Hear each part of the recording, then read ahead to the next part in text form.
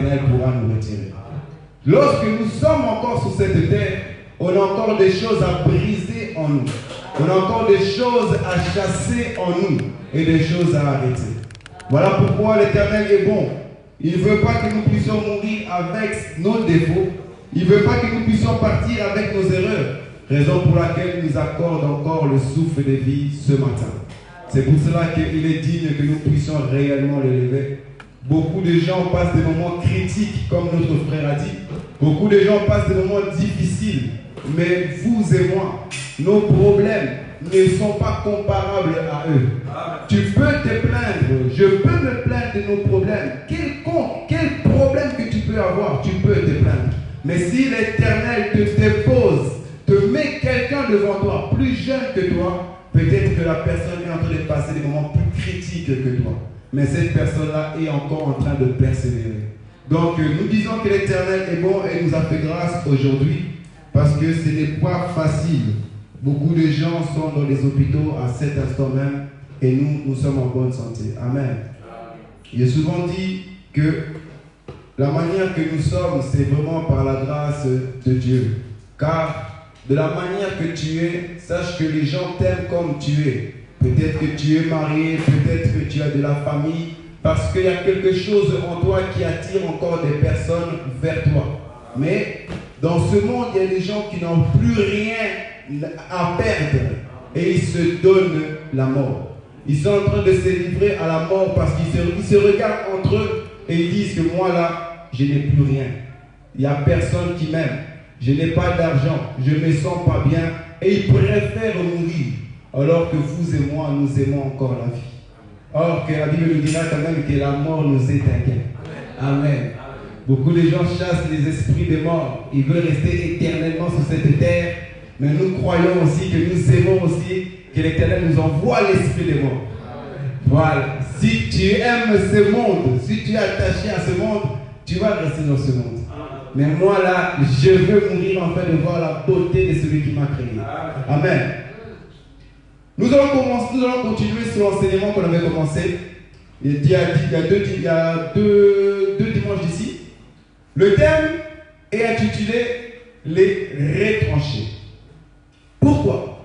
Parce que nous savons qu'il y a eu un homme qu'on appelle Jacob. Jacob est un homme qui a eu des vies comme beaucoup d'autres. Mais dans un autre langage, il n'a pas eu des vies comme beaucoup d'autres car il était poussé par l'Esprit de Dieu. Cet homme va enfanter 12 fils. Lui, son nom, c'est Jacob. Mais arrivé à Genèse chapitre 32, l'Éternel va changer son nom en Israël. Donc, lorsque nous disons Israël, quand nous disons Jacob, c'est la même personne. Cet homme aura 12 enfants. Mais le problème est que, lorsqu'on cite les 12 enfants, nous voyons réellement ces enfants. Il les a cités dans Genèse chapitre 49. Mais quand nous parlons des 12 tribus d'Israël, nous voyons un grand problème qui se passe. Il y a 2 de ces enfants légitimes qui ne sont plus dedans. Mais il y a 2 de ces petits-enfants qui se trouvent parmi ces enfants légitimes. Or, nous croyons que toute écriture est inspirée de l'Éternel. Et que Dieu fait chaque chose pour un but. Il faut que nous puissions sonder cela. Proverbe dira que la gloire de l'Éternel, c'est de cacher les choses. Donc notre Père se glorifie lorsqu'il vient cacher les choses. Et à nous de pouvoir sonder ces choses. Vous voyez cela? Donc, nous allons voir que cet homme, Jacob, Israël, aura 12 enfants. Mais quand on parle des tribus, toujours d'Israël, donc les tribus de Jacob, c'est-à-dire que c'est parti à lui du corps, on voit qu'il n'y a pas 2 personnes, qui est Lévi et qui est Joseph. Mais on verra 2 autres individus qui ne font pas partie de ces enfants légitimes parmi les 12. Et c'est là notre enseignement aujourd'hui. Nous allons savoir pourquoi ça s'est passé ainsi. Qu'est-ce que l'Éternel cache comme gloire dans ce mouvement-là? Parce que cet homme, selon 1 Pierre chapitre 1, versets 5 à 12, de l'Esprit de Dieu. Donc tout ce qu'il est en train de faire, c'est le Saint-Esprit qui est en train de conduire cet homme. Amen. Amen. Nous allons lire quelques versets. L'autre fois, je n'ai pas eu beaucoup de versets à vous donner à lire car les temps nous étaient comptés. On avait eu un petit problème de temps. Mais aujourd'hui, nous allons vraiment marcher au pas des animaux. Vraiment tout doucement, afin de bien comprendre ce deux mouvements-là. Afin qu'après, on peut poser des questions et il y aura des réponses également. Amen. Nous allons commencer par Genèse chapitre 37. Regardez, car beaucoup de gens se posent la question en disant non, Jacob n'a jamais retranché ses deux enfants. Or que si. Il faut juste avoir l'œil pour voir là où Jacob va retrancher Lévi et Joseph. Nous allons aller très doucement et on va ouvrir nos yeux pour voir à quel moment le mouvement est en train de changer. Amen. Genèse chapitre 37, verset 3. Papa, vous pouvez lire ça s'il vous plaît. Nous lisons au nom de Jésus. Yes. Genèse 37, le verset 3. Israël aimait Joseph plus que tous ses autres fils, parce qu'il avait eu dans sa vieillesse, et il lui fit une tunique de plusieurs couleurs. Amen. Israël, qui est Jacob, aimait plus Joseph comparé à ses enfants. Merci papa. Que Dieu vous bénisse. Aimait plus Joseph que tous ses enfants. Et on nous explique le pourquoi. On nous dit parce que Jacob a eu Joseph dans sa vieillesse. Voici la raison qui est l'amour de Jacob envers Joseph. La raison est que moi, j'aime plus cet enfant parce que je l'ai eu dans ma vieillesse. Or, mais là, il se passera un grand problème. Car nous aimons poser les questions aux Écritures là où nous voyons mal. Et nous croyons que les Écritures vont nous répondre. Remarquez avec moi. Joseph est le 12e enfant. Si Israël aime plus Joseph, raison pour laquelle, parce qu'il a eu dans sa vieillesse, donc Israël doit adorer Benjamin. Parce que Benjamin est venu après Joseph. Vous voyez où je veux dire? Si la raison pour laquelle toi, papa, t'aimes plus cet enfant, parce que tu l'as eu dans ta vieillesse, alors le dernier, tu dois l'adorer. Tu dois plus l'aimer. Parce que lui, tu l'aimes. Comment tu l'aimes plus que lui? C'est ça. Or que non.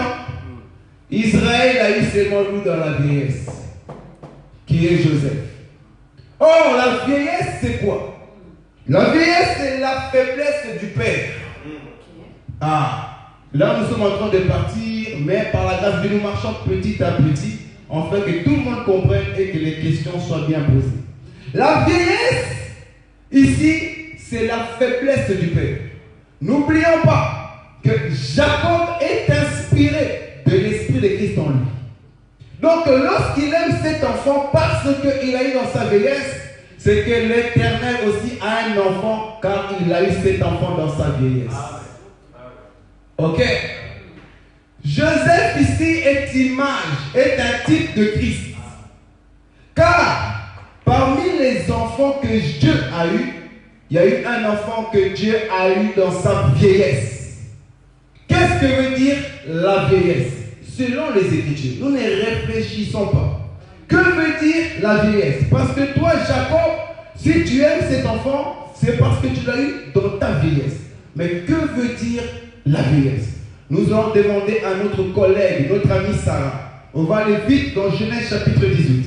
Remarquez, j'ai dit qu'aujourd'hui nous allons un peu beaucoup plus lire, afin que le message soit très bien compris et les questions également peuvent venir et nous allons répondre ça par la grâce de Dieu. Genèse chapitre 18 à partir du verset 12. Remarquez-moi ça. Genèse chapitre 18, le verset 12. Elle rit en elle-même, en disant maintenant que je suis vieille, aurais-je encore des désirs? Mon Seigneur aussi est vieux. Ok. Donc, Donc la définition de la vieillesse, c'est de ne plus avoir de désir. Vous comprenez cela? Israël aimait Joseph plus que tous les autres. Pourquoi? Parce qu'il a eu un moment où il n'avait plus de désir. Lorsque nous allons remarquer maintenant dans la lumière, à quel moment l'Éternel n'avait plus le désir. Hébreu va nous répondre, Hébreu chapitre 10, verset 5, que l'Éternel n'avait plus le désir des holocaustes. Il n'avait plus le désir des offrandes. Il n'agréait plus ces choses. Il était dans sa vieillesse. Lui, il a eu les autres dans sa force. Il a eu les autres enfants dans sa force. Mais lorsqu'il vient dans sa vieillesse, il vient voir Joseph. Or, nous sommes en train de dire que dans sa vieillesse, ça veut dire qu'Israël, le peu de force qu'il avait, il a donné à cet enfant. Il était dans sa faiblesse. Il n'aimait plus les désirs.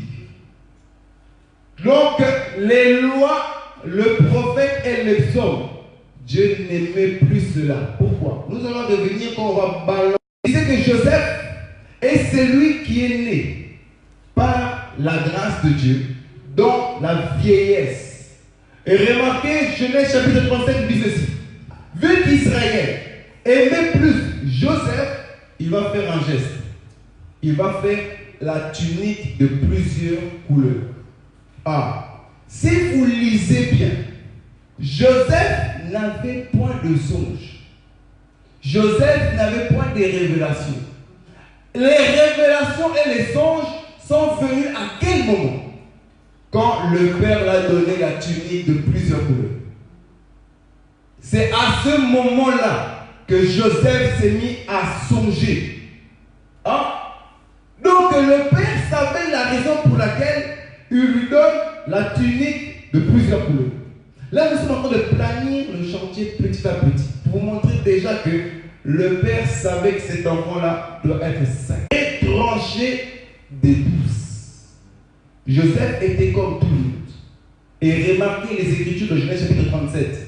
À partir du verset 1, et vous descendez, vous allez voir que Joseph prévenait encore avec ses frères. Il n'y avait pas de bagarre entre eux. Il n'y avait rien. Israël s'est dit, en tant qu'un homme moins, j'ai l'esprit du Seigneur en moi, cet enfant doit être retranché. Il va le faire un tunique. Et en lui donnant ce tunique, les révélations sont en train de venir. Joseph se voit plus grand que ses frères. Et à travers les songes de Joseph, là maintenant les frères commencent à haïr Joseph. Donc, qui a voulu que les frères haïssent Joseph? Israël. Vous voyez ça? S'il n'aurait pas fait la tunique, Joseph et ses frères allaient être en paix. Mais il fallait que le mouvement change. Car la prophétie allait basculer. Il lui fait la tunique qui va mener la guerre. Donc il est en train de livrer cet enfant à ses frères. Que ses frères commencent à le haïr. Cet enfant commence à avoir des visions. Cet enfant commence à avoir des songes et s'attirer la haine des frères vers Joseph. Et qu'est-ce qui se passe? Israël va prendre cet enfant même. Il va l'envoyer chez ses frères. Sachant très bien que les frères n'aiment pas cet enfant. Vous voyez cela? Ok. Nous allons encore ouvrir encore nos écritures sur un autre verset. Après, maintenant, nous allons commencer à marcher très doucement. On va lire Genèse chapitre 45. Regardez-moi cela. Là, nous sommes en train de ouvrir notre œil au fil et à mesure. Remarquez là où il y a des positions qui sont en train d'échanger, des mouvements qui sont en train d'être basculés. Genèse chapitre 45, verset 5.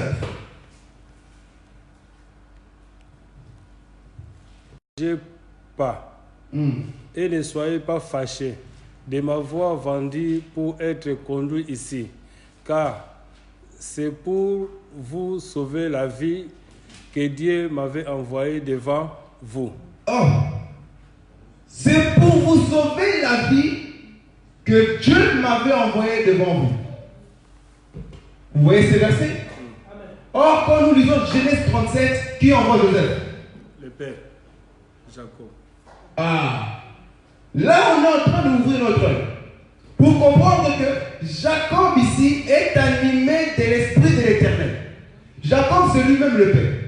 Il va envoyer le fils afin qu'il soit retranché. Pourquoi? Maintenant on va rentrer maintenant dans la parole. On va lire Genèse chapitre 30 versets 23 à 24 afin de savoir qui est Joseph. Et ensuite nous allons marcher au fil et à mesure, à petits pas, afin que tout le monde comprenne. On va essayer de monter et également on va aussi essayer de descendre pour que réellement tout le monde saisisse le message. Amen. Joseph, Genèse chapitre 30, versets 23 à 24, papa.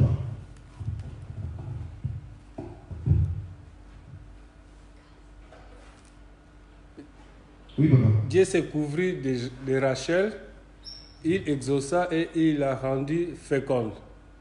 Elle devient encore et enfanta un fils et elle dit, Dieu a enlevé mon opprobre. Ok. Qui est Joseph? Joseph est égal, Dieu a ôté mon opprobre. Papa, vous pouvez lire aussi verset 24 à 25? Encore? Oui. Encore? Oui. Et elle lui donna le nom de Joseph en disant que l'Éternel m'ajoute un autre fils. Lorsque Rachel y enfanta Joseph, Jacob dit à Laban, laisse-moi partir pour que je m'en aille chez moi, dans mon pays. Amen. Amen. Joseph, c'est qui? Parce que pour comprendre l'individu, dans l'ancienne alliance, c'est très simple. Cherche à savoir son nom. Tu connaîtras sa mission. Joseph, lorsqu'il naît, l'Esprit du Seigneur saisit et donne la définition de Joseph. Joseph est celui qui vient ôter de l'opprobre. Ça veut dire que lorsque tu as un problème et que l'Éternel te libère de ce problème-là, ça s'appelle Joseph. L'action d'avoir quitté tes problèmes, ton esclavagisme, ton blocage, quand tu quittes cela, on appelle ça Joseph. Ici, prenez Joseph comme un paquet. C'est un paquet dans lequel, à l'intérieur, ça s'appelle la délivrance. Vous voyez quand Joseph va naître, verset 25 nous dit qu'à cet instant-là, quand Joseph est né, le père, qui est lui-même Jacob, animé de l'Esprit de Dieu, a compris. La délivrance est née. Je dois quitter chez mon beau-père qui est là-bas. Or, chez Laban, il était dans l'esclavagisme. Chez Laban, il souffrait. Chez Laban, il était dans l'opprobre. Chez Laban, il n'était pas libre. Chez Laban, il était contrôlé de tous les gestes. Lorsque Joseph naît, le père comprend, je dois partir. Pourquoi? C'est le temps de la délivrance. Joseph vient amener la délivrance. Je vais dire que le mot Joseph ici, ne prenez pas un individu quelconque. Joseph, en lui, se cache la délivrance. Celui qui ôte l'opprobre de la famille. Donc, le moindre souci que tu as, les moindres problèmes que tu as, lorsque tu fais les déplacements, donc la fin de ces problèmes-là, on appelle ça Joseph. Donc, cet enfant est la délivrance de qui? De sa famille. Or, nous savons que dans cet évangile, dans la parole de Dieu, celui qui amène la délivrance, c'est un sacrificateur. Et le sacrificateur, c'est lui-même qui se sacrifie. Car ici, pour que tu puisses amener la délivrance, tu dois être la personne qui nous délivre. Et celui qui délivre, c'est celui qui meurt pour les siens. Amen. Nous allons voir encore un œil. Dans Genèse 49, lorsque le père est en train de nommer tout le monde, il va arriver chez Joseph, il dira: Joseph, toi tu es le berger. Tu es le berger d'Israël. Or, il est écrit que le bon berger donne sa vie. Amen. Jacob est en train d'annoncer que cet enfant doit mourir Dans les 12, cet enfant ne sera plus dans les tribus. On va expliquer les enfants et les tribus. On va expliquer ça aujourd'hui. Dans les 12, cet enfant doit mourir. Pourquoi? Parce qu'il a la délivrance. C'est lui qui doit ôter l'opprobre. Or, quand nous parlons de Joseph, nous sommes en train de parler du berger. Le berger de toute la famille. Et le berger donne sa vie. Et nous allons lire maintenant Lévi, afin de comprendre qui est Lévi. Dans le livre de Genèse chapitre 29, verset 34. Et après, on va mélanger les deux afin qu'on puisse mieux comprendre la chose. Genèse chapitre 29, verset 34. Papa, merci. Nous lisons au nom de Jésus. Amen. Elle devient encore enceinte et enfanta un fils. Et elle dit, pour cette fois, mon mari s'attachera à moi, car je lui ai enfanté 3 fils. C'est pourquoi on lui donna le nom de Lévi. Amen. Lévi veut dire, mon mari s'attachera à moi. Bien sûr, nous savons que tout attachement a une cause. On ne s'attache pas à toi comme ça. Un homme ne viendra pas s'attacher à toi juste par plaisir. Non. On s'attache à un individu parce qu'il y a une cause qui m'attire, en fait, que je puisse venir à toi. Et la cause de Lévi, c'est parce que mon mari, je l'ai enfanté 3 fils. La raison pour laquelle il s'est attaché à moi. Et j'avais dit dimanche d'avant, que le même mouvement se passe dans le jardin d'Éden. L'homme quittera son père et sa mère, s'attachera à sa femme. Or, nous allons voir que quand on s'attache à sa femme, c'est parce que la femme a accouché 3 fils. Et nous allons aussi voir que les enfants que Adam a accouchés, quand on lit, nous allons voir Caïn, Abel et Seth. Donc, nous allons comprendre que c'est les 3 fils-là qui vont faire que le mari s'est attaché à sa femme. Et nous disons ici qu'on ne s'attache pas à un individu par plaisir. On s'attache pour une cause. Si quelqu'un s'est attaché à toi, ou bien tu es beau, ou bien tu es belle, ou bien il veut t'escroquer, ou bien il veut faire quelque chose pour enfin tirer profit de ta part. C'est ça l'attachement. Il y a une différence d'être attaché et de aimer. Vous voyez où je veux venir? Lévi est une personne qui amène l'attachement. Or, Lévi, c'est le 3e fils. Ici, nous voyons le calendrier prophétique. Il y a la loi, il y a la grâce, l'enlèvement et les 30 minutes de silence de l'Éternel, qui nous sont parlés dans l'Apocalypse. Dans la loi ici, il y a 3 choses, 3 mouvements. La loi contient les prophètes, les psaumes et elle-même la loi. Or, la loi, ça s'arrête où? À la mort de l'agneau, la mort de Jésus-Christ. Que c'est là la loi s'arrête. Or, ici, nous allons voir qu'il y a Ruben, il y a Siméon et il y a lui-même Lévi. Lévi et la loi. Pourquoi? Nous allons lire un des derniers versets pour Lévi, qui est dans Hébreux chapitre 7. Remarquez avec moi. Hébreux chapitre 7, verset 11. Nous allons lire cela, car Lévi, en lui, se cache un message. Hébreux chapitre 7, le verset 11.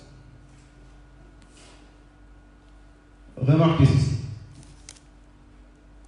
Si donc la perfection avait été possible par la sacerdoce lévitique, car c'est sur ces sacerdoces que repose là, lui donner au peuple, était-il encore nécessaire qu'il paraisse un autre sacrificateur selon l'ordre de Melchisedec? Ok. Donc, le sacerdoce que l'on entend de parler ici, sacerdoce lévitique. Or, sacerdoce lévitique, c'est là qui cache la loi. Lorsque Lévi vient, Lévi est le descendant de celui qui cachera la loi, en qui Dieu va mettre la loi. Et nous sommes en train de dire que le père Jacob connaît ces mouvements. Nous avons lu Genèse chapitre 37. Jacob est en train d'envoyer Joseph. Or, Genèse chapitre 40 et quelques, j'ai oublié, Joseph est en train de dire, Dieu qui m'a envoyé vers vous. Vous voyez? Donc, Jacob ici, dans ses 12 fils, il est le type du père. Et quand il met Lévi, il lui donne le sacerdoce lévitique, qui veut dire la loi. Or, nous sommes en train de dire qu'à un moment donné, la loi sera retranchée. Joseph sera retranché. Pourquoi? Dans les 12 tribus, la loi et l'homme qui vient ôter l'opprobre, ils ne seront plus là. Nous allons expliquer ça petit à petit, car ils seront remplacés par Manassé et Ephraïm. Mais nous allons arriver au fil et à mesure. Remarquez ceci. Lévi et la loi, c'est ici. Lévi. Et nous allons voir un mouvement prophétique. En Égypte, Dieu va envoyer le peuple d'Israël en Égypte. Et le peuple d'Israël vont durer, ils vont rester en Égypte pendant très longtemps. Or, le peuple d'Israël aura un Lévi, qui est Moïse, descendant de Lévi. Malgré que Moïse est là, le peuple souffre. L'Éternel est attaché au peuple, mais l'Éternel n'a pas donné la paix au peuple, n'a pas donné la délivrance au peuple, n'a pas ôté le peuple de leur opprobre. Mais à quel moment l'Éternel va ôter le peuple de la souffrance?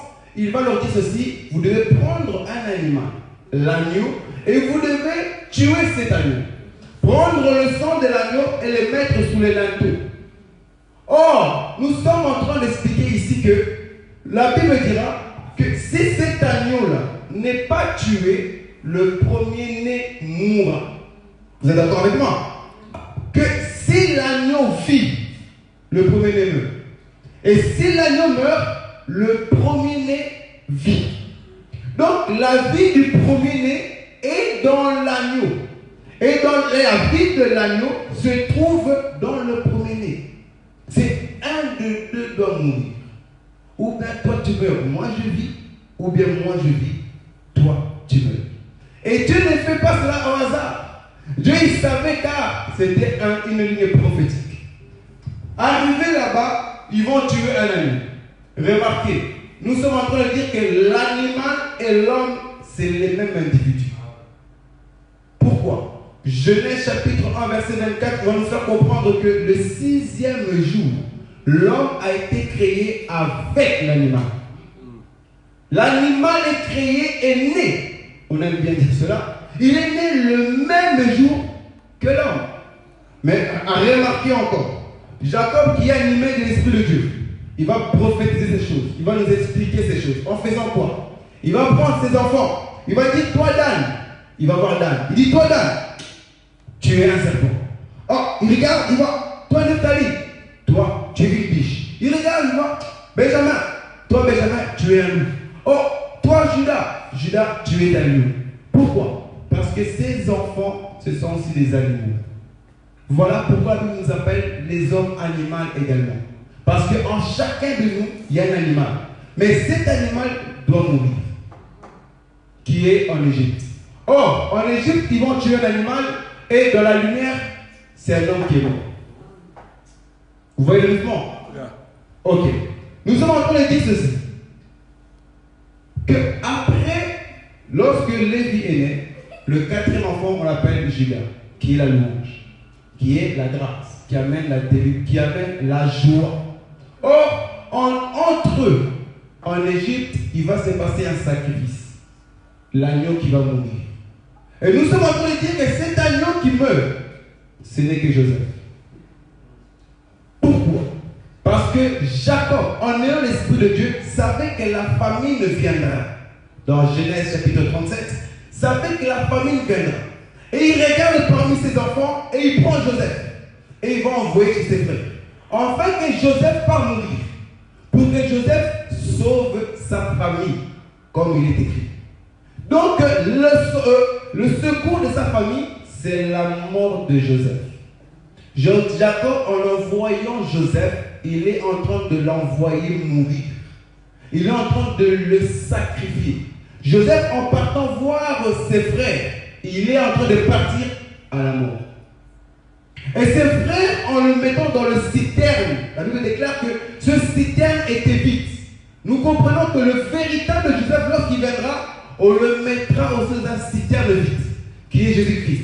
La Bible dira que quand il mourra, un homme nommé Joseph va prendre Jésus, va l'amener où? Dans la tombe où personne n'est déjà passé là-bas. Donc c'est une citerne vide. Ils vont enterrer Joseph. Ils sont en train de sacrifier Joseph.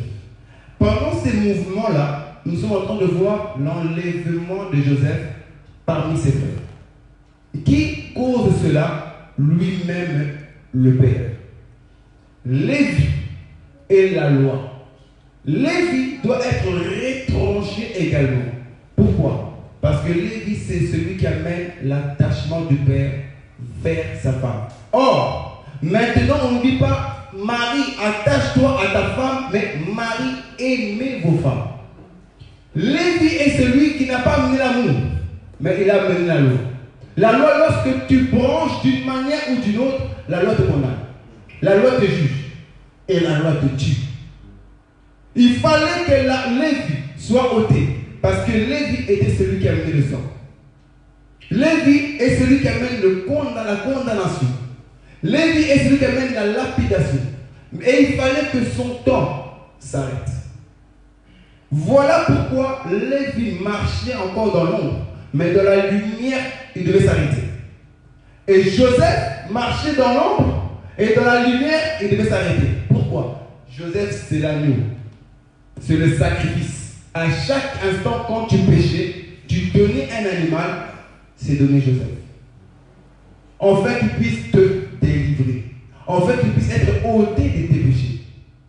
Donc, chaque mouvement que le peuple d'Israël faisait, en réalité, dans l'ombre, ça cachait le sacrifice d'un homme.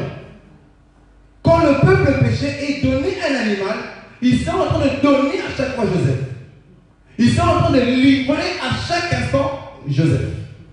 Voilà pourquoi Joseph un temps doit s'arrêter.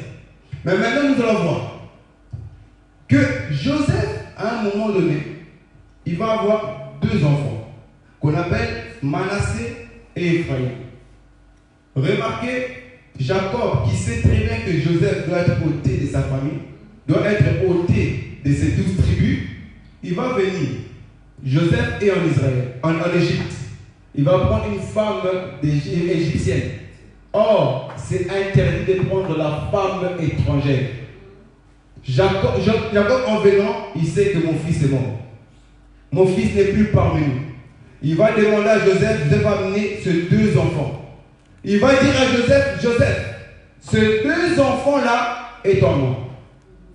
Ephraïm et Manassé seront mes enfants, comme Ruben et Siméon.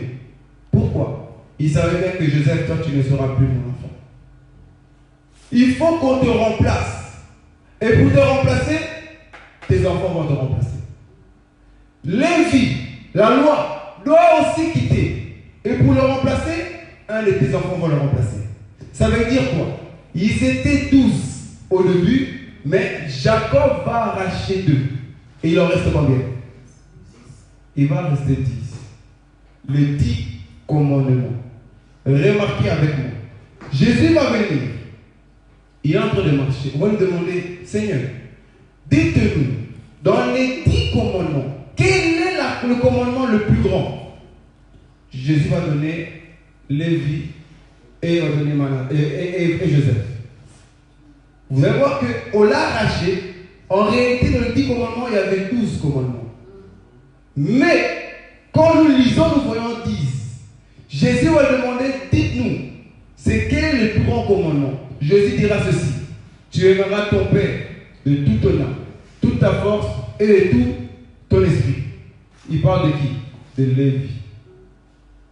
Car c'est Lévi qui est la personne qui attire le peuple à aimer Dieu.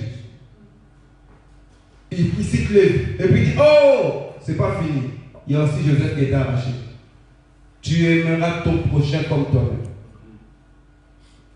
Joseph est celui qui aime son prochain comme lui-même. Qui est capable de pouvoir donner sa vie pour celui qu'il aime. Jésus vient citer le deux grands qui représente les 10 autres dans l'ombre. Jésus vient les citer.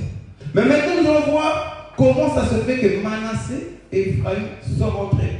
Nous allons voir la prophétie de ces deux enfants. Nous allons lire Genèse chapitre 41, verset 51.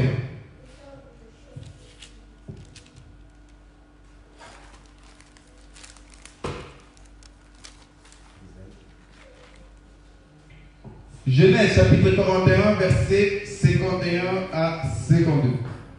Joseph donna au premier-né le nom de Manassé, car, dit-il, Dieu m'a fait oublier toutes mes peines et toute la maison de mon père. Et il donna au second le nom d'Ephraïm, car, dit-il, Dieu m'a rendu fécond dans le pays de mon affliction. Ok. Tu peux répéter pour 51? Fécond. Et puis. Joseph donna au premier-né le nom de Manassé, car, dit-il, Dieu m'a fait oublier toutes mes peines et toute la maison de mon père. Amen. Donc, Joseph va avoir deux enfants. Comme on entend le dire que ces enfants sont des ombres qui sont en train de représenter Christ dans l'ombre. Tous ces enfants-là, Christ les a accomplis. Mais maintenant, nous allons voir que Joseph va mettre deux enfants au monde. Il va dire, Manassé est celui qui a fait oublier toutes les peines.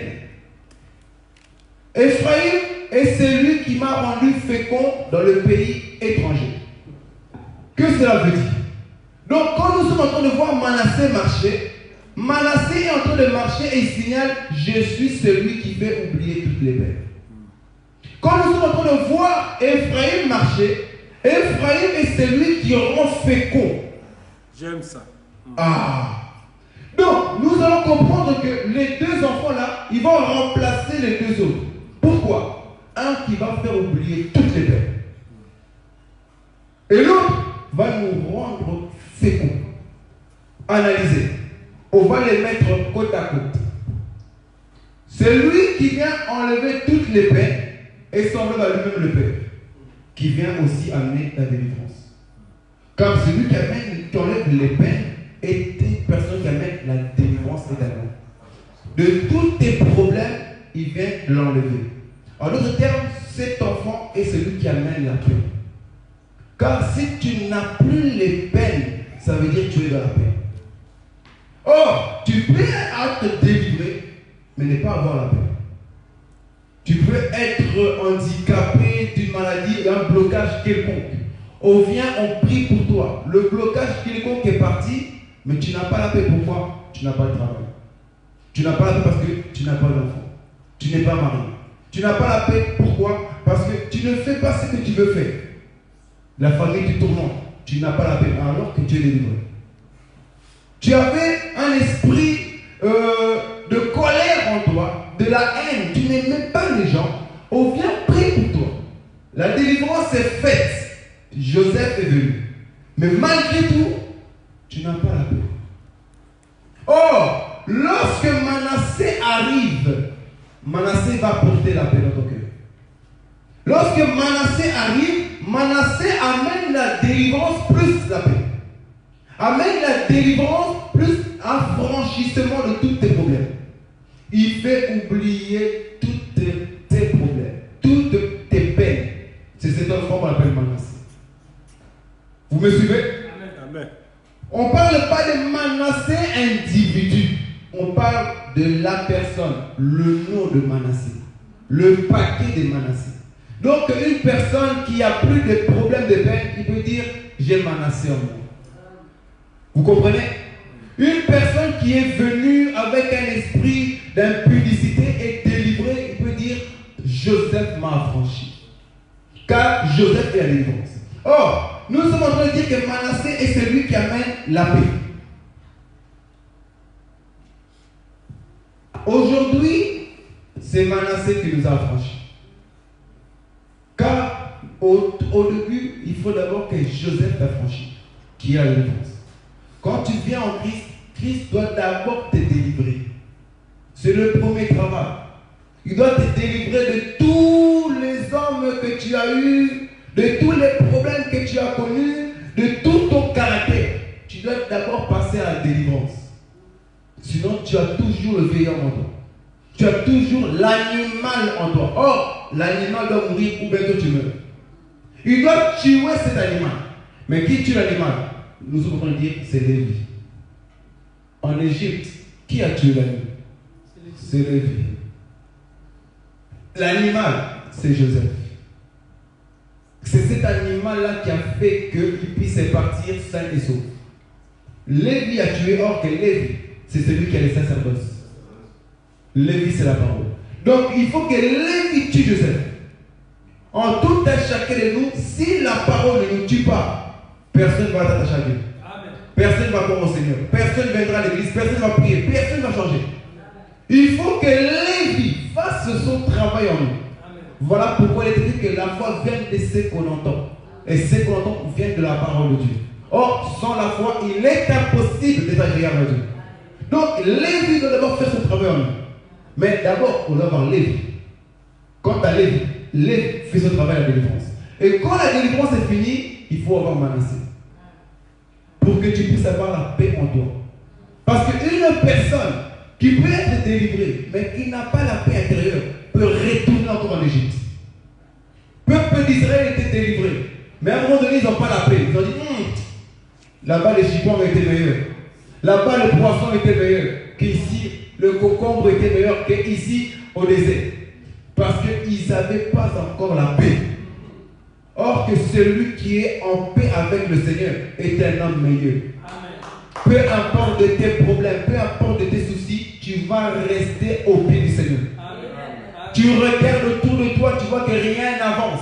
Tu resteras toujours attaché au Seigneur. Tu resteras toujours accroché. Mais si tu abandonnes la foi, on comprend qu'en réalité, tu n'avais pas encore reçu Manassé. Les 4 personnes-là doivent jouer un rôle dans ta vie. Si tu n'as pas Manassé, ce sera difficile. Et regardez bien, le petit frère, c'est celui qui rend fécond. Qu'il n'y aura pas de stérile en Israël. Il faut que l'Éternel te rende fécond.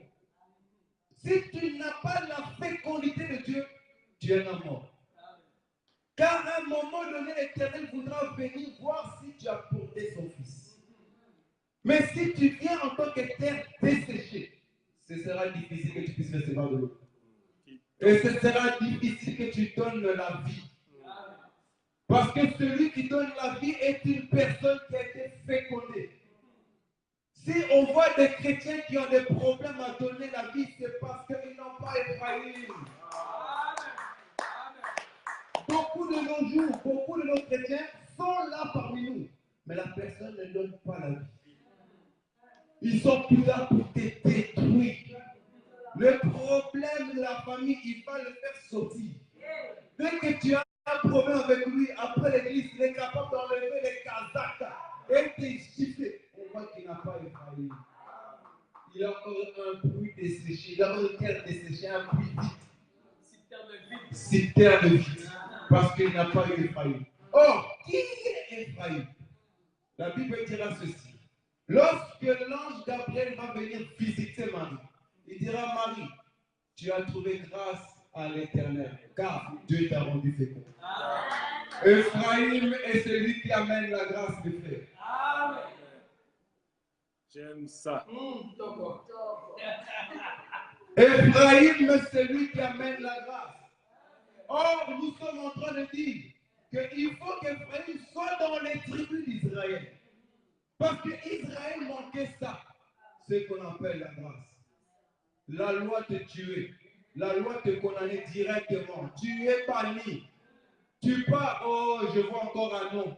Ils sont partis combattre le pauvre à voler de l'argent, à voler des bijoux parce qu'il voulait défendre sa famille. Il voulait aider quelqu'un. La loi l'a dit, il doit mourir. C'est la grâce qui vient nous ressourcer. C'est la grâce qui nous donne encore la force d'accrocher encore au Seigneur. Je peux tomber hier, mais je sais qu'Ephraïm est encore avec moi. Je peux brancher d'une manière ou d'une autre, mais je sais qu'Ephraïm est avec moi. C'est fini le temps de Lévi. Parce que Lévi aujourd'hui n'a plus le pouvoir. Même qu'on n'a le plus. Il faut qu'Ephraïm remplace Lévi. Si Ephraïm ne remplace pas Lévi, Jacob aurait mal fait son boulot. Jacob, il savait que non, lorsqu'il a vu Ephraïm, il a dit non à Jacob. Joseph, ces enfants-là, ce sont mes enfants. Ces enfants-là ne sont pas à toi, car ils ont une promesse en eux. Ces enfants doivent faire partie des tribus. Quand les tribus, nous vivons en tribus. Les enfants, c'est à toi personnellement. Mais la communauté, c'est ça, les tribus. Il faut qu'Ephraïm soit au milieu de ses frères. Il faut qu'Ephraïm soit avec nous. Et il faut également que Joseph, celui qui vient amener la délivrance, soit changé à celui qui amène la paix. Car réellement, tu peux être délivré comme j'ai dit. Mais la délivrance va te bloquer quelque part. Raison pour laquelle aujourd'hui, beaucoup d'assemblées ont peut-être Joseph. Regardez comme ils sont foules. Regardez comme ils sont beaucoup. Mais quand on va demander une question biblique aux membres de l'assemblée, ils sont couillés. Ils ont suivi seulement la délivrance. Ils sont attachés seulement à la délivrance. À ce qui est démonstratif. Que l'agneau est mort. Que l'agneau nous a délivrés. Que l'agneau est mort. L'agneau nous a délivrés. Mais ensuite, la paix, c'est ce qui se trouve en toi. Ce n'est pas démonstratif. La paix se trouve en toi. Aujourd'hui, beaucoup veulent démontrer, mais ils n'ont pas la paix. Les pasteurs sont en train de démontrer les téquites, mais dans leur couple, ils n'ont pas la paix. Les pasteurs sont en train de faire des téquites, mais dans leur vie actuelle, ils n'ont pas la paix. Ils sont en train de trafiquer les choses gauche à droite, trafiquer même les écritures de Dieu, parce qu'ils n'ont pas la paix. Ils veulent seulement montrer le dessus, l'ombre. Or que dans l'ombre, on a la délivrance. Mais maintenant, nous avons la paix. Et nous sommes en train de dire ceci. Remarquez bien. Joseph est celui qui mènera, il va mener deux tribus, qui est Manassé et Ephraïm. Or, il est écrit ceci, que la loi vient de Moïse. La grâce et la vérité est venue pour le Seigneur Jésus-Christ. Joseph, en tant que l'ombre de Jésus-Christ, est en train de faire rentrer la grâce et la vérité. La grâce et la vérité, ça se trouve là. Donc, je ne sais pas si dans la caméra ils vont ça, mais ici, derrière, on a la loi. Et pour que la loi se termine, l'agneau doit faire couler son sang. L'agneau fait couler son sang. Et il nous a fait passer dans la grâce de Dieu. De aujourd'hui de Dieu. Et dans la grâce de Dieu, il y a deux mouvements. Dans la grâce, il y a l'enlèvement aussi également. Nous serons enlevés dans le temps de la grâce. Avant que les choses, ça pourrait être, le reste des choses puissent venir. Donc, dans la grâce, il y a deux mouvements, qui est la grâce et l'enlèvement. Or, Ephraïm est celui qui est actuellement avec nous. Dieu au milieu de son peuple, qui nous fait chaque fois la grâce. Et Manassé est celui qui vient nous rassurer, nous donner la paix et nous assurer que nous serons enlevés avec Ephraïm. Jacob, en venant ôter Lévi et Joseph, il savait pourquoi. Que le temps de la loi allait se terminer. Que nous allons connaître le temps de l'agneau qui doit mourir à chaque fois va se terminer. Le temps de la délivrance va finir par se terminer. Parce que quand nous allons partir, les vierges folles, ils peuvent rester, mais le téquite ne sera plus. Le téquite ne sera plus. Le pasteur là, qui était impudique, va rester. L'onction qu'il y avait, il ne sera plus. Car nous sommes partis. Mais la paix est avec nous. Ceux qui partent avec Ephraïm et que Dieu vous bénisse. Nous sommes en train de passer aux questions-réponses et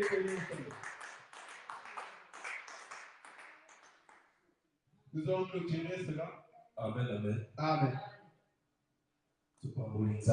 Nous voulons passer directement au front et prier pour que tout pasteur suppose à communiquer. Et puis tout ça, la prière à clôture. Et puis pour la question-réponse, j'espère que non, tout le monde a mis il a déjà pour la question-réponse. Nous voulons inviter notre sœur pour deux chansons pour adorer l'Éternel.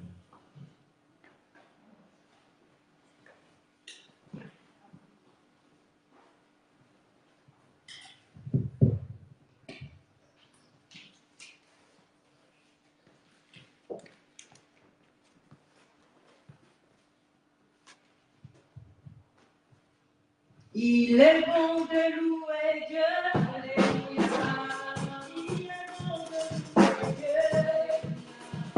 Il est bon de louer Dieu, alléluia. Alléluia. Oh, il est bon de l'élever, alléluia. Oh, il est bon de l'élever, alléluia.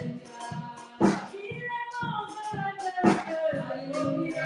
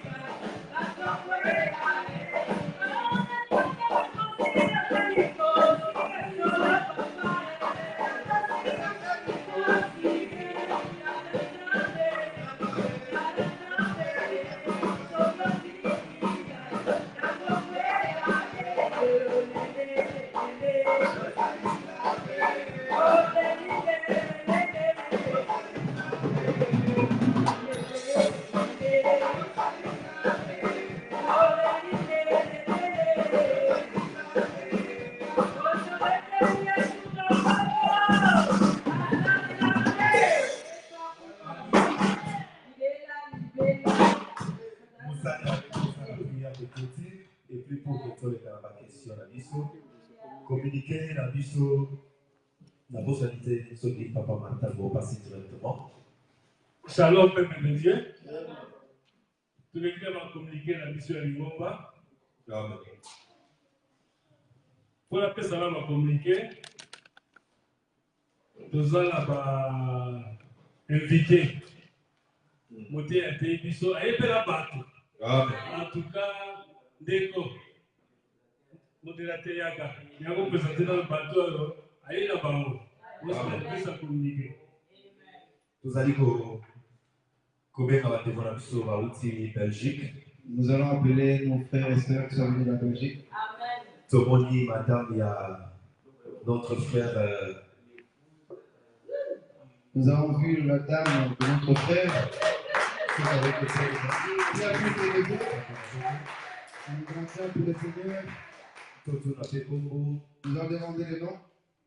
Shalom, peuple de Dieu, mon nom est la sœur Antoinette et je suis épouse du frère Léo. Tobete nzambe mabeku. Nous avons appelé le Seigneur. Mwasi ya moteyi na biso. C'est la femme du prédicateur d'aujourd'hui. Tomoni pe frère na biso. Nous avons vu notre frère. Soka koki kopesa biso koko. S'il peut nous donner son prénom. Moi, je m'appelle Frère Patou, donc je suis des vôtres. Ah, toka moki nzambe. Nous avons vu l'Éternel. Oyo ndeko na biso. Ça, c'est notre frère. Et c'est ça vraiment. Oyo ezali ndako na bino. Ça, c'est votre maison. Dès que temps ekopesama lisusu. Dès que vous avez le temps, tokozala toujours na bosenga mpona kotia maboko. nous vous demanderons toujours afin de pouvoir être. Tozomonela na kati ya mokanda Nous voyons dans les Écritures balobi elanga ya monene que le champ est grand, me basali baza moke. mais il y a peu de serviteurs. Ndenge bokompagne moteyi, c'est ça aussi boza mpe bateyi. En accompagnant le prédicateur, vous êtes aussi des prédicateurs. Yango vraiment topamboli nzambe La raison pour laquelle nous louons l'Éternel, ndenge tomoni bino de la manière qu'on vous a vu, topamboli nzambe. nous glorifions l'Éternel. Passons direct pour l'annonce. Nous passons pour l'annonce. Bah, non, c'est une chose à dire. L'annonce de nos jours, c'est La semaine Oyo, nous allons jeudi des affaires en Allemagne. dans notre semaine, jeudi, c'est férié ici en Allemagne. Notre frère Boris, Notre frère Boris à qui nous reçoit enseignement à Bruxelles, va recevoir l'enseignement à Bruxelles Dr Roger, chez le docteur Roger. au Balima Compagnie, à ce qui travaille ici. Ceux qui veulent l'accompagner, qui veulent me trouver à la fin du culte. Enseignement au Balima de 10h, 15h. L'enseignement commencera de 10h à 15h. Développer à Bruxelles de Barosa. Les bien-aimés de Bruxelles seront également là. Mais c'est pas 15h parce que Barobe, les jours à jeudi, et 16h, on a la prière là-bas. Ça finira à 15h car le jeudi, eux aussi, ils ont la prière ensuite. Samedi, c'est vrai que donc, samedi, la mission toujours parce que ça fait il y a mois. Ce samedi, c'est la fin du mois. Nous avons la critique. Nous n'avons pas de culte. Mais samedi, nous avons la répétition la partage, la prière. Mais nous avons par contre la répétition des chantres et également des partages. Donc, on fait la fin du mois. Mon thème est tout ici. À tout ça, mon thème pour salver le foot. Pour ceux qui sont touchés par la présence de Dieu dans leur cœur, ce salle, nous le payons. Et nous voudrons que vous puissiez contribuer. C'est ça. Nous n'avons pas mon avis. Que l'Éternel vous bénisse. Dimanche prochain, Le dimanche prochain, il n'y aura pas culte, c'est le premier. C'est dimanche. C'est dans le banquier. Samedi, Samedi, on est ici. Dimanche, Dimanche, il n'y a pas de culte. Ce dimanche, il n'y a pas de culte. C'est le dimanche prochain que nous reviendrons ici. Comme toujours, dans nos horaires de 15 à 18 heures. Amen. Amen. Montez la prière de clôture pour que tu passes ici pour la question. Nous fermons nos yeux. Éternel, nous te disons merci car tu nous as fait grâce encore aujourd'hui. Nous avons communiqué ta parole, Seigneur. Il est écrit que personne enseignera à ses concitoyens. Tous seront enseignés que par moi-même. Je mettrai mes paroles dans leur cœur. Seigneur, merci car tu nous enseignes aujourd'hui. Et nous voulons passer à la deuxième étape des questions et réponses. Nous prions que tu puisses nous éclaircir, que tu puisses nous donner encore la certitude de ta parole. Au nom puissant de Jésus-Christ que nous avons ainsi prié. Amen. Directement, nous voulons passer à ma question. Moi, ma question, normalement sur les Lévi. Lévi, tu as dit que non, Lévi, c'est la loi. Yes. Donc, c'est Lévi qui a tué Jésus-Christ. Yes, tout à fait. Et puis, deuxièmement,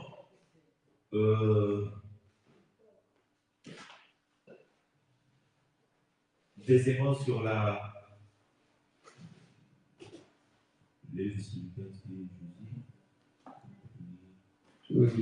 Lévi a tué Jésus, Lévi a tué Joseph, car il dira, voilà. Dans notre loi, cet homme doit mourir. Donc, c'est ça. La loi doit tuer Jésus. Donc, et puis pour Joseph, Joseph, tu as dit que non, Joseph c'est la grâce. Non, Joseph, celui qu'on lève l'opprobre, qui est la délivrance, en d'autres termes, il est l'animal de sacrifice. Donc, c'est que Tout Joseph aussi, avec Lève, c'est la même. Voilà. Il marche en paix. En paix, voilà. Voilà. Lui, il doit tuer lui. Lève, il doit tuer Joseph pour que l'Éternel puisse agir. Donc, comme le fils et le père. On peut dire aussi ça. Oui. Ok, merci. Amen. Pour la compréhension, je vais passer au frère. Shalom, mon frère. D'après ma compréhension, Ephraïm Ephraïm. englobe Joseph, Lévi, Manassé. Ephraïm, la grâce. Ah, qui l'englobe. Englobe Joseph, Lévi et Manassé. D'après ce que je comprends. Oui. Bon, on peut aussi marcher. Comme ce fut le cas de Noé, qui reçut. Il a trouvé grâce devant l'Éternel. Exactement. Bon, et ma question est la suivante. Oui. Peut-on de nos jours, justifier ou démontrer Ephraïm? Peut-on de notre jour justifier ou démontrer Ephraïm?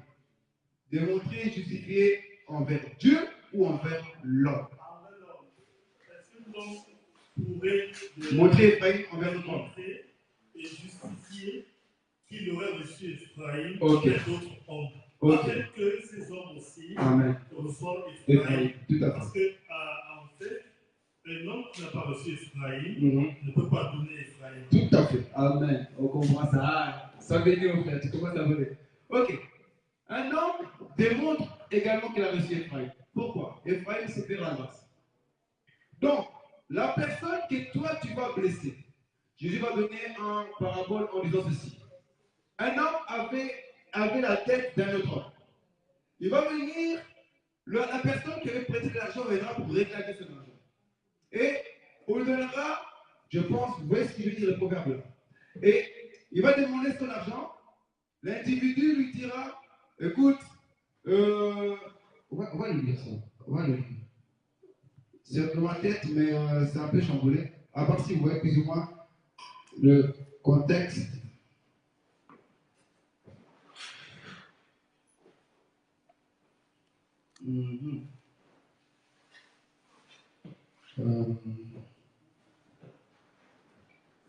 Qui voit plus ou moins ce proverbe-là?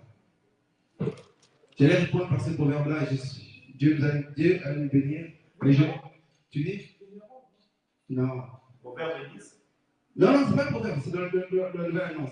Dieu a donné, Jésus-Christ a donné un parabole. Un parabole. Que un homme. Voilà. Oui. Et l'autre côté, quelqu'un, il devait de l'argent à une personne, on lui fait grâce, mais là-bas, lui, il condamne. Vous voyez le proverbe, là, le parabole?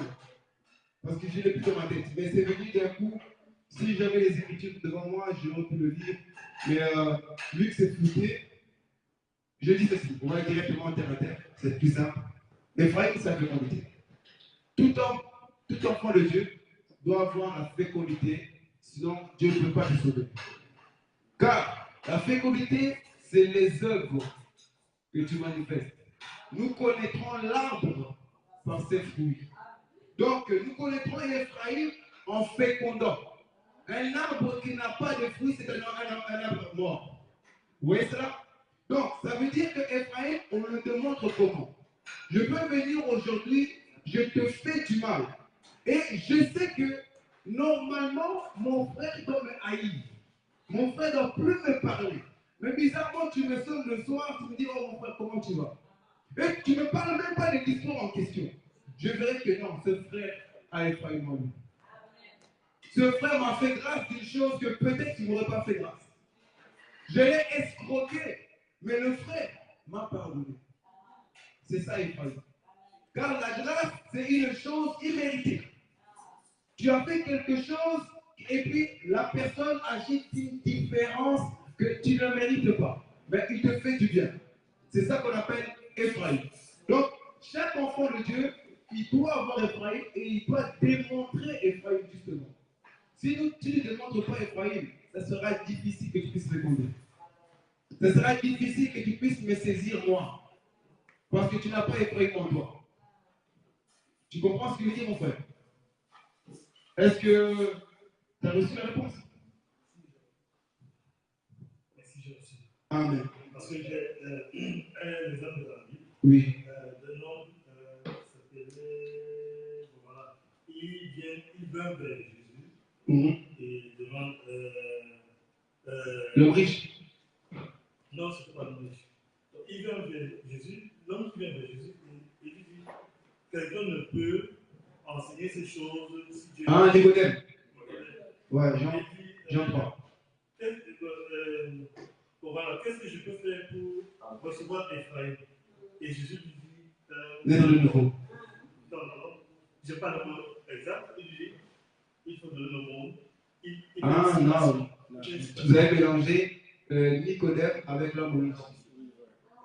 C'est deux proverbes que vous pouvez faire, c'est deux mouvements que vous pouvez mélanger, c'est deux individus différents. Nicodème vient pour demander d'être de nouveau, et l'homme riche vient pour être sauvé. Voilà.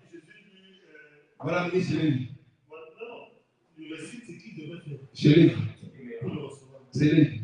Mais alors, et il répondit. N'oublie pas que. Non, c'est Lévi. Jésus va les citer Lévi.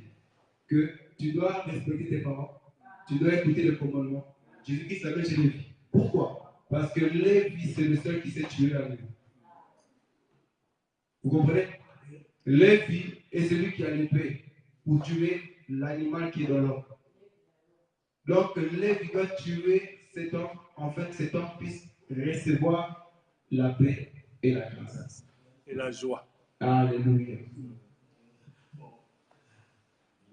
Et après, il répondit, j'ai observé toutes les lois.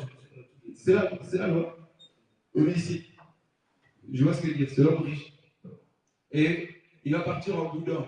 Et Jésus dira, ah, c'est difficile d'un homme riche d'hériter le royaume des cieux. C'est plus facile à un chameau de rentrer dans les trous avec lui. C'est ça. Moi, je veux ajouter sur Ephraïm.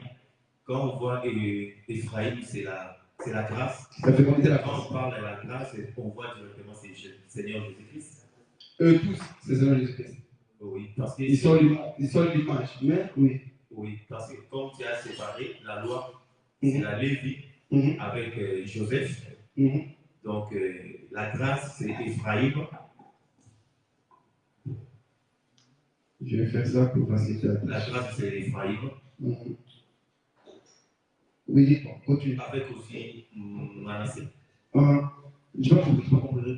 La grâce, oui, c'est Ephraïm. Oui.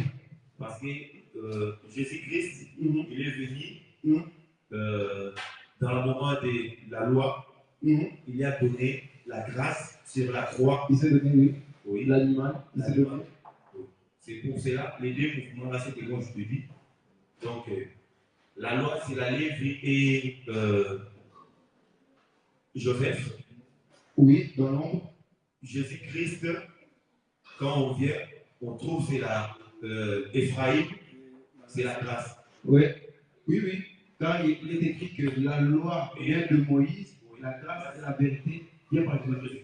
Donc c'est lui le véritable Joseph qui amène ses enfants dans la loi. Donc la loi, c'est 10. Oui. Et Jésus-Christ va ramener 2 enfants. La grâce et la vérité. Dans la loi. Ephraïm et Manassé. Car la loi manquait la paix et la loi manquait la grâce. Ils avaient la parole et ils tuaient. Ils condamnaient. Normalement, c'est pour cela les paroles qui ont tué Jésus. La parole de Jésus, tout à fait. Il s'est tué lui-même. Il est la parole. Donc c'est la parole qui a tué Jésus-Christ. Il a dit sur la croix, tout est accompli. Qu'est-ce qui est accompli? La parole. La parole a tué. Lévi. Oui, papa, je vais te dire. Amen, je l'aime ça. Oui. Okay. La semaine passée, quand j'ai prêché sur Jean 3,16. 3,13, j'avais fait le même croquis. Alors, l'Assemblée m'avait bombardé de questions. Bon, on n'a pas arrivé à trouver une solution. Mais cette question, en tout cas, ne nous a pas aidé. Moi, dans mon croquis, j'avais fait comme ça là. La loi, le psaume, les prophètes, Ok. la croix de Jésus-Christ, la grâce et loi. Ici. Non, pas la grâce. La Grâce et l'eau. La grâce, La croix. La grâce. là, c'est la croix, c'est l'amour de la J'ai Dieu. compris. J'ai compris. La grâce et puis l'enlèvement. Oui. Voilà. La question était que, ils m'ont posé la question si la loi est rentrée aussi dans la grâce. Ok. Ok. Si la loi rentre dans la grâce. Maintenant, là, je vois que la loi est rentrée dans la grâce. Oui. La loi, la Bible dira que tant que le ciel et la terre n'est pas détruit, la loi ne passera pas. Est-ce que le ciel et la terre est passé? Non. Ah, la loi ne passera pas. Donc nous comprenons que la loi va continuer. Pourquoi? Parce que c'est la loi qui va commencer à tuer l'animal qui est en nous. Jusqu'ici, il y a encore des hommes, de nos frères et de nos sœurs, qui sont mais en forme d'animal. Et c'est la loi qui doit venir tuer. Vous comprenez? Je vais avancer. Vous et moi, on était païens. Qui a tué cet homme vaillant? Si ce n'est que la parole. La loi est condamnable, mais dans la loi, il y a la parole de Dieu. Il y a les commandements de Dieu. Il y a les commandements qui viennent nous amener vers l'éternel, et il y a aussi les commandements de jugement que Moïse viendra nous donner. Vous voyez? Les 10 commandements. Les 10 commandements sont applicables ici, et ils sont aussi applicables là-bas, mais ils sont expliqués. Là, c'était l'ombre, mais là, ils sont expliqués. Donc, ici, on ne prend pas la forme d'autrui. Ici aussi, on ne prend pas la forme d'autrui. Parce que c'est expliqué. Qui l'explique ça? C'est l'agneau qui va expliquer ça. Parce qu'avant que l'agneau meure, la Bible va dire aussi qu'il y a eu des ténèbres à la croix. Vous voyez ça? De 6e heure à 9e heure, il y avait des ténèbres. Or, les ténèbres, c'était tous les mauvais esprits qui nous animaient. La croix a avalé cela. L'agneau a avalé cela. Et maintenant, nous qui passons de la croix, nous passons, malgré ici, avec la parole, mais nous sommes plus condamnables. Vous voyez le mouvement? Nous venons d'ici et nous partons comme ça. En passant par là, les ténèbres qui nous dérangeaient, les esprits de haine, de jalousie, des voleurs, ainsi de suite qui nous dérangeaient, vont être stoppés ici, à la mort de l'agneau. À la mort d'un homme. Parce que les ténèbres étaient sous sa tête. Il prend tout. Il a pris tous nos péchés. Donc quand nous passons chez Jésus, tous nos péchés restent. Et nous sommes sanctifiés. Vous voyez? Malgré que nous passons, donc c'est-à-dire les condamnations de la loi bloquent. Et bloquées là. Tout ce que la loi nous condamnait reste bloqué ici. Mais ce que la loi ne nous condamne pas, mais nous amène vers l'éternel, continue avec eux. Est-ce que vous voyez ce que je veux dire? Donc, ici, nous sommes dans la loi, mais pas dans la condamnation de la loi. Tout ce qui nous condamnait, le ténèbre était déjà sur un homme. Il a tout porté. Donc là où on disait que cet homme, on l'a lapidé, il a porté son vie. Cette femme, a trompé son mari, il a porté son vie. Et cette femme, en traversant l'agneau, elle traverse les saintes. Elle n'a plus ses condamnations. Toute condamnation est déjà arrêtée. Mais nous partons maintenant avec quoi? La parole qui nous dit de ne pas prendre la parole d'autrui. La parole qui nous dit de chercher Dieu de toutes nos forces, de tout notre esprit, de toute notre âme. Nous continuons avec ces paroles-là qui ne nous condamnent pas. Car à ces moments ici, c'est là que la grâce vient nous saisir. Ephraïm. Et il nous donne la fécondation. Si vous voyez ce que je veux dire, à part si vous avez une question.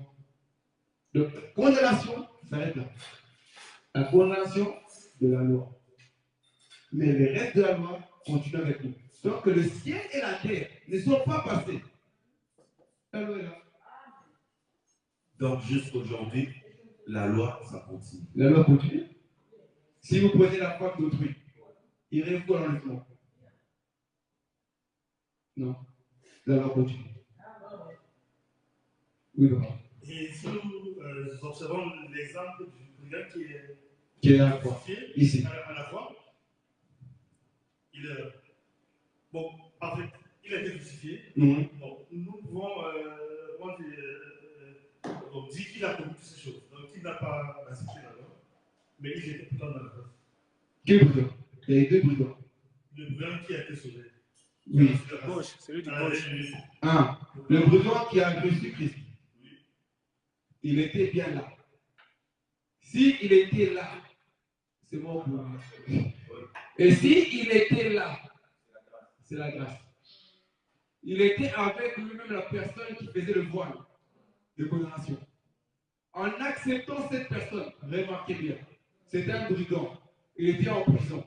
À la mort de Christ, il dit, Seigneur, quand tu reviendras avec tes anges, souviens-toi de moi. Qui n'a appris que le Seigneur là viendra avec ses anges? Comment il sait que cet homme qui va mourir avec moi va revenir? Merci pour merci. Ah. Mais moi, je veux jeter encore. C'est la même mouvement dans les jardins quand on voit qu'ils ont le déchiré. Pendant qu'Adam et Ève ont péché, Dieu a mis dehors les jardins. Donc, là-bas, c'est la loi. Parce que pendant que s'il retournait, c'est les deux que ça va pénétrer. Tout à fait. En d'autres termes, on prend aussi les dettes. C'est ici. D'autres langages. Je vole un autre langage. Donc, je change de volume de tonnerre. C'est ici, changer les dettes. Pourquoi? Les deux chérubins, ils sont ici. Il fallait du sang. Nous étions ici. Dieu nous a envoyés là. Et maintenant, nous retournons vers notre papa. Donc, nous retournons au jardin d'Éden. Parce que le jardin d'Éden, c'est là qu'il y a l'arbre de la vie. Or, il verra dire ceci: la vie éternelle, c'est qu'ils te connaissent, toi, le véritable de Dieu. Et le Jésus-Christ que tu as envoyé. Donc, cet arbre-là, nous le mangeons ici. Nous sommes jardin d'Éden. C'est ici. Vous voyez ce que je veux dire? Oui, Cana. Nous partons vers Cana. Cana. Nous retournons seulement le monde de notre mère. Elle nous a mis au monde, elle nous reprend. Car là maintenant, celui qui a reçu l'Éternel est dans le ventre de l'Éternel. Oui. Donc, on veut prendre un autre langage, jardin d'Éden, c'est ici. Car, regardez bien, papa aussi, il m'a dit ça dans la voiture, il a prêché un peu sur les enlèvements. Il a parlé sur Lévi, Enoch, il a parlé sur Élie, voilà, les Jean-Baptiste. Qui fut le premier à être enlevé? Enoch. Selon la Bible, oui. Selon les Écritures. Oui. Si je vous dis non. Pourquoi? C'est très simple. C'est Adam. Adam était sur la terre. Dieu va l'enlever de la terre, va l'amener en Éden. Ah. Ça veut dire que s'il y avait des personnes sur la terre, ils ne vont plus voir Adam. Adam n'est plus sur la terre. Il fut enlevé. Il monte. Et après, Adam doit faire quoi? Revenir. Vous voyez ça? C'est le même enseignement qu'on va donner, mais il va voir l'œil que le premier c'était Adam. Mais normalement, on va retourner sur les jardins. Normalement, les jardins, il faut que tu mets ça sur la loi, dans l'autre côté. Jardin ici? Oui, c'est la loi. Jardin d'Éden? Oui, je ne sais pas. Non. Parce que là-bas, il y a la loi aussi. La loi. Dans les jardins, je ne sais pas si tu vois. Dans les jardins, la loi est là. Mais n'oublie pas que la loi aussi est ici. Normalement. Ok. Jardin d'Éden, il y avait la grâce. Quand Adam a mangé, est-ce qu'il est mort? Non. Ah, il y avait quoi? La grâce. Mais parce qu'il est déchiré. Il faut voir ça, il est déchiré. Oui. Comment il va retourner? Parce qu'il est déchiré. Avec des paix. Voilà. C'est l'enlèvement. Parce que Dans le jardin d'Éden, là on est en train de changer de langage, j'espère que tout le monde comprend. Là, voilà. Jardin d'Éden, c'est le jardin de Dieu. Ok? Donc là, la présence de Dieu règne. Nous voyons Dieu face à face. C'est comme l'éternité. Donc, à ce moment-là, l'homme pêche, mais Dieu ne tue pas. Parce que dans le jardin d'Éden, il y a déjà Ephraïm. Il est là. Oui, oui. Il y a Ephraïm, mais en même temps, il y a la loi. Jésus il a dit que Dieu Mais il ne sort de la peut loi. pas manger cet arbre. Mais regardez, ok, je vois ce que tu veux dire. Regarde, on va aller très très vite. Amen. Dieu dira, si tu manges l'arbre, Oui. tu mourras. Ok? C'est la loi. Ok. Il faut aller très doucement des Écritures. Il dit, si tu manges, tu mourras. Le serpent vient. Il dit, Dieu sait. Oh, c'est important de dire ça. Dieu sait que vous ne mourrez pas. Oh, comment? Le serpent a donné trois choses. Premièrement, vos yeux s'ouvriront. Ok. Vous serez comme Dieu. Vous aurez la connaissance du bien et du mal. Dites-moi, quand Adam a mangé, est-ce qu'il est mort ou il a eu ces trois choses-là? Ses yeux sont-ils ouverts ou pas? Oui. A-t-il la connaissance du bien ou du mal? Oui ou non? Oui. Est-il devenu comme Dieu ou pas? Oui. Dieu est devant les autres aussi. En péchant l'homme, car maintenant il est devenu comme vous. Oui. Or, Dieu a dit, faisons l'homme à notre image. C'est lorsque Adam mange, Dieu dit, ah, il est devenu comme nous. Parce qu'il connaît maintenant le bien et le mal. Parce qu'en fait, Dieu voulait que Adam mange. Pourquoi? La connaissance, Osée 4:6 dit, mon peuple périt par manque de connaissance. Pour ne pas périr, il faut avoir la connaissance. Vous voyez, vous pouvez arriver. Si Adam n'a pas la connaissance, Adam périt. Osez continuer. Si tu n'as pas la connaissance, je te chasserai de mon sacerdoce. Vous voyez ça? Donc, il fallait qu'il mange pour avoir la connaissance. C'était l'œuvre de Dieu. Oui, papa. Oui, je voulais ajouter seulement parce que tu as dit, dans les jardins, il y avait la grâce. Dieu ne veut pas, comme ils avaient péché, ils ont seulement chassé. C'est le même mouvement quand Jésus était venu dans le temple. Il a vu les gens, les marchands. Bon, cette écriture, c'est les gens qui tapent sans côté. Jésus avait fait seulement le fouet, mais comme il avait la grâce, il n'avait pas tapé. Ouais. Il a fait seulement le fouet, mais il n'avait pas tapé. Je ne sais pas si vous avez pu écouter ce que papa a dit. Jésus va rentrer dans le temple. Il va voir que les gens sont en train de faire du mal à sa femme. Il va faire le fouet.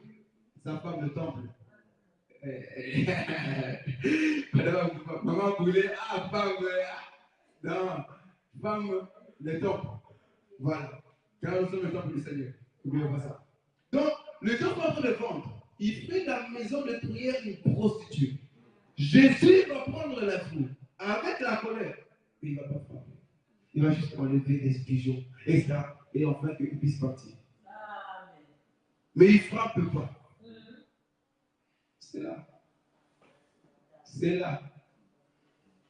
Il a fait le fouet. Mais qu'est-ce qu'il a fait comme acte?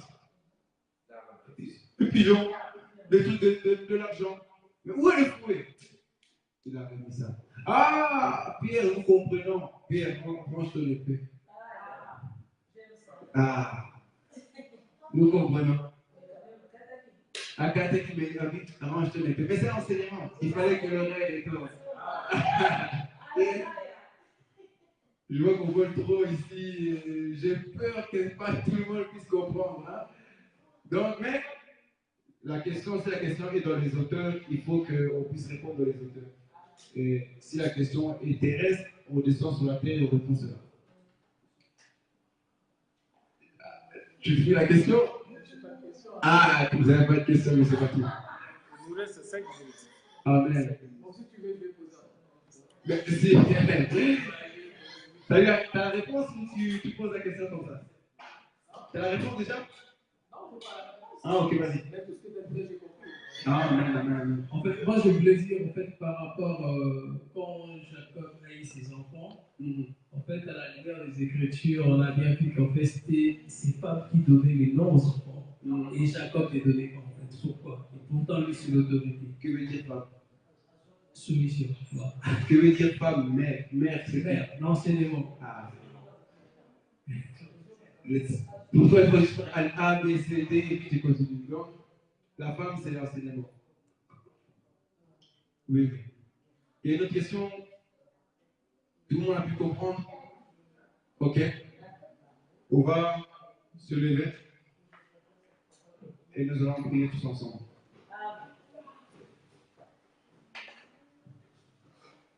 J'espère que tout le monde a pu comprendre le mouvement. Et si je dois descendre un peu, comme exhortation, vous avez pu comprendre également que pour être réellement enfant de Dieu, il faut passer par ces 4 enfants-là. Il faut que tu puisses recevoir la vie qui est la parole et que cette parole-là puisse tuer l'animal qui est en toi. Car si l'animal n'est pas encore mort, on voit encore que tu pratiques des mauvaises choses. Tu n'arrives pas à arrêter la pornographie. Tu n'arrives pas à arrêter les chipotages de mauvais côté gauche et à droite. Sache que réellement, l'animal qui est en toi n'est pas encore sacrifié. Il faut que tu puisses tuer le vieux homme. Il est écrit, marchez selon l'esprit et vous n'accomplirez pas les désirs de la chair. Donc, il faudrait que tu puisses marcher selon le Saint-Esprit. Pour cela, il faut d'abord que tu sois vraiment accroché près de la parole de Dieu et que cette parole-là va féconder en toi.